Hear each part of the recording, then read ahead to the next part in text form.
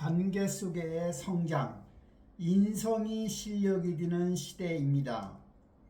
성공을 결정짓는 역량의 기준이 바뀌었지요. 과거 패러다임에서는 성공 모델이 천재 한 명의 주도였습니다.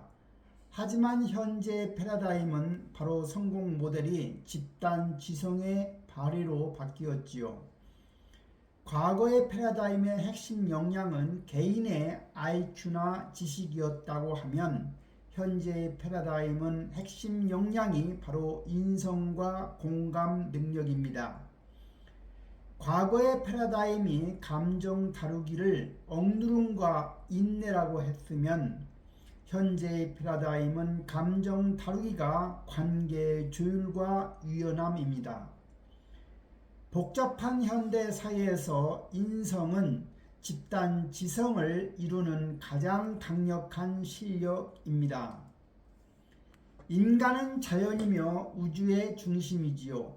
새들이 울까요? 노래할까요? 즉 자연현상을 결정짓는 것은 결국 우리의 감정 상태입니다. 내가 존재해야 태양이 있고 자연이 존재하는 겁니다. 목숨에 필요한 햇빛, 공기, 물이 모두 자연으로부터 왔기에 인간 관계의 본질 역시 자연의 순리를 따르는 겁니다. 감정은 마음의 상태를 비추는 거울이며 그 뿌리에는 진정한 관계가 있습니다.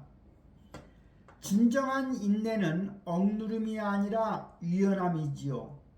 부러지는 나무 둥치는 무조건 참기만 하는 경직된 태도에서 발생하는 거고 그것은 바로 화병의 원인이 되는 겁니다.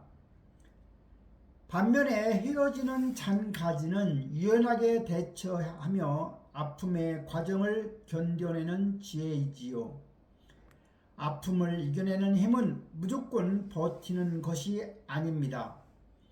태풍 앞에 잔가지처럼 상황에 유연하게 대처하는 능력이 곧 관계를 지키는 힘인 겁니다. 인성 덕목을 완성하는 세 가지 조율의 차원이 있다고 하지요. 첫째는 자기 조율입니다. 셀프 튜닝이지요. 즉 나를 다스리는 힘인 겁니다. 두 번째는 관계 조율이죠. 릴레이션십 튜닝이죠. 타인과 연결되는 힘인 겁니다. 세 번째는 공익 조율입니다. 퍼블릭 튜닝이지요. 세상과 조화로워지는 힘이고요. 진정한 인성은 내면을 건전하게 가꾸는 것에서 출발해서 공동체와 자연으로 확장되는 종합적인 생존 능력인 겁니다. 첫 번째 차원 자기 조율이 뭘까요? 감정은 자연스러운 것이지요. 감정을 무조건 억누르면 마음의 병, 화병이 되는 겁니다. 그래서 합리적 표출이 필요한 거지요. 감정을 억압하는 대신에 올바르게 표현하는 것이 이성적인 태도인 겁니다. 욱하는 것은 성격이 아니라 나쁜 습관일 뿐이지요. 약자에게 강하고 강자에게 약한 통제불능의 상태를 우리는 벗어나야 합니다. 분노를 다스리는 6초의 법칙이 있다고 하지요. 첫째, 우리가 자극을 인지하게 됩니다. 감정이 격해지는 순간을 알아차리는 거지요. 두 번째는 그러한 자극이 인지가 되면 6초 심호흡을 해야 합니다. 프로 운동 선수와 가수들이 긴장을 푸는 방식이지요. 한 발짝 물러서기입니다. 세 번째는 감정과 생각의 연결입니다. 폭발하려는 감정을 이성적인 생각의 영역으로 전환시키는 거지요. 네 번째는 합리적인 행동입니다. 충동적 반응이 아닌 올바른 선택과 행동으로 이끄는 겁니다. 두 번째 차원은 관계 조율이죠. 여기서 감수성의 발견이 중요합니다. 나를 제외한 타인에게 닿는 느낌, 감성이 풍부해야 타인의 아픔을 읽고 진심으로 도울 수 있습니다. 가장 소중한 시간과 사랑입니다. 세상에서 가장 소중한 사람은 지금 나의 도움을 필요로 하는 사람이며 가장 소중한 일은 그 도움을 실행하는 일입니다. 세상에서 제일 불쌍한 사람은 놀 사람이 없는 사람이라고 했지요.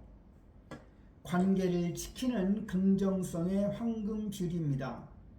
존 가트맨이라는 사람이 연구를 하였지요. 즉 3,600명의 부부를 대상으로 단 10분 관찰로 94%의 이혼 예측을 성공했다고 합니다.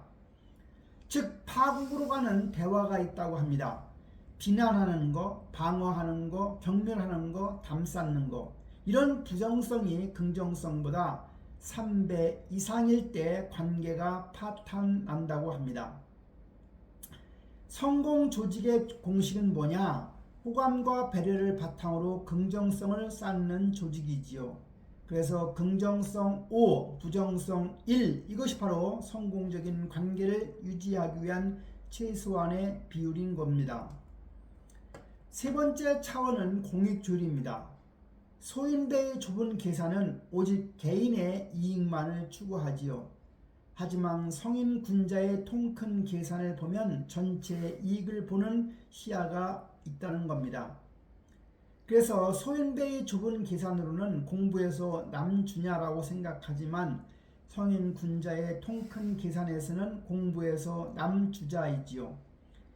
내가 공동체의 일원임을 깨닫는 것, 공동체에 좋은 것이 결국 나에게도 좋은 결과로 돌아오는 진정한 윈윈 전략인 겁니다. 인성은 인간 성장의 가장 높은 단계이지요. 첫째는 생리적 본능적 욕구입니다. 생존을 위한 가장 기본적인 본능이지요. 두 번째는 사랑과 소속감 존중입니다. 관계 속에서 자신의 위치를 찾고 타인과 교류하는 단계이지요. 세 번째는 자아실현과 자아초월입니다. 타인과 세상을 위해 기여하며 궁극적인 행복을 느끼는 최고조의 상태를 말합니다. 행복을 만드는 세 가지 일상 습관이 있습니다. 첫째는 나를 다스리는 겁니다. 3Y를 금지해야 합니다. 즉 머리를 하는 걱정, 허리 서두르는 거, 앵그리 분노하지 않는 거, 이 세 가지 Y를 금지해야 합니다. 정직하고 긍정적인 마음 유지가 중요하다는 거지요. 두 번째는 남과 조화입니다. 미소 짓기, 흉보지 않기, 타인의 입장에서 생각하는 것이 바로 남과 조화입니다. 세 번째는 이를 슬기롭게 하는 겁니다. 3사를 생활화하는 거죠. 여기서 3사라 하면 감사, 인사, 봉사를 말합니다. 즉 중요한 일부터 열정적으로 창의성을 발휘하는 겁니다. 인성교육의 출발점과 골든타임입니다. 인성교육의 출발점은 바로 가정에서 시작되어야 합니다. 부모의 살갗이 닿으며 자란 자녀는 악인이 될 수 없다고 했습니다. 내 표정이 밝아져야 자녀의 표정도 밝아지는 거지요. 학교에서의 리셋입니다. 사춘기 시기 아이들의 인성은 새롭게 리셋됩니다. 이때 긍정적인 감정으로 아이들을 초대하는 학교 인성교육이 절대적으로 중요한 겁니다. 돈이 많은 것과 잘 사는 것은 다르다고 합니다. 부자는 단지 돈이 많은 사람이라고 생각하지만 잘 사는 사람은 관계가 좋은 사람이지요. 세상에는 돈이 많지만 잘 살지 못하는 사람이 있고 돈은 없어도 잘 사는 사람이 있습니다. 성공보다 중요한 것은 행복이며 인성은 그 행복을 여는 마스터 키인 겁니다. 내 인생의 주인이 되어 긍정의 파장을 만드시기 바랍니다. 한 번 주어진 삶 내가 선택하고 책임지며 좋은 일을 하며 살아갑시다. 떠날 때 후회 없는 삶을 위해서 오늘부터 우리의 언어를 바꾸어 봅시다. 그래서 세상을 바꾸는 가장 따뜻한 강력한 언어는 세 가지가 있다고 합니다. I am sorry, thank you, excuse me.